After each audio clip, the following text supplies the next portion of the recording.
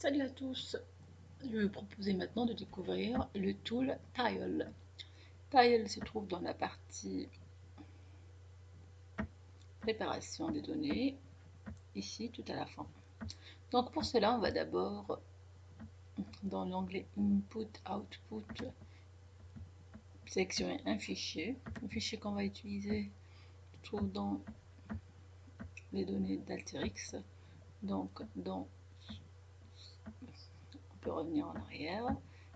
Donc dans Programme, Alteryx, les fichiers d'installation, on a Samples, Data, Sample Data. Et ici, donc, je les ai triés par type. Donc ici, on a tous les exemples d'Alterix Database. Et ensuite, on a les XML, les XLS, XLSX, les CSV. Nous, ce qui nous intéresse, c'est un fichier XLSX. Donc, c'est un fichier de transactions par consommateur. Ici, il nous demande de vous voulez sélectionner quelle feuille. On a une seule, Output. Donc, OK. Et ici, on peut bien visualiser le fichier. Donc, on a Customer ID avec le store, Customer Segment, l'adresse.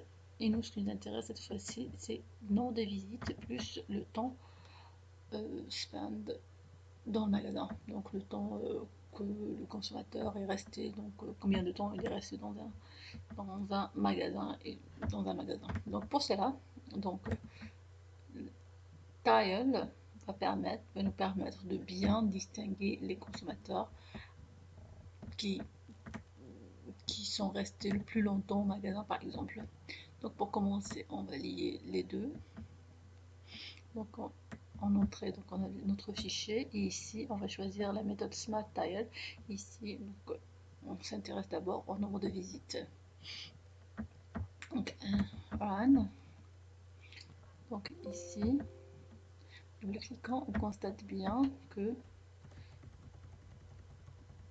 tout à droite, donc on a tile numéro 3 et tile sequence number 1, 2, 3, 4, 5, 6, 7, 8, 9. Donc c'est nous ce qui nous intéresse c'est plutôt notre tile number, et quand on regarde sur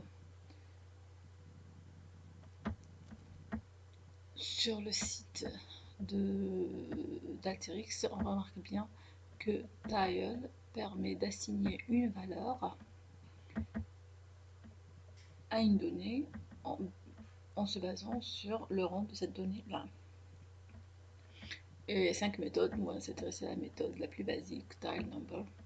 Donc pour cela, on revient sur notre Alteryx. Et ici, on a donc, sans clic droit, plutôt sur la flèche ici, on va faire un petit tri décroissant. Donc on a 3 champs, 3, 2, 1. Donc sachant que le 1 correspond à un nombre de visites plutôt bas par rapport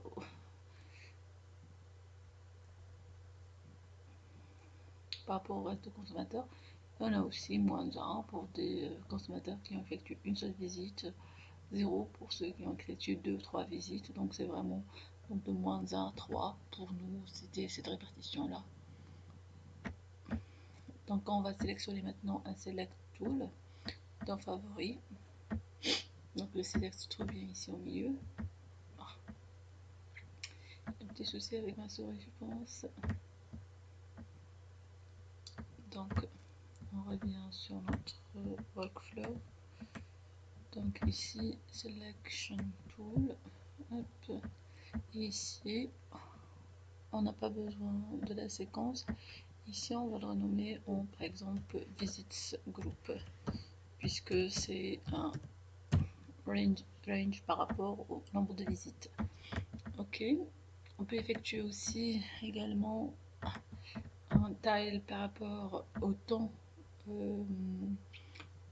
spend dans le magasin. Donc pour cela on va revenir dans préparation, on rajoute tile ici, sachant qu'on peut bien évidemment mettre ça en favori.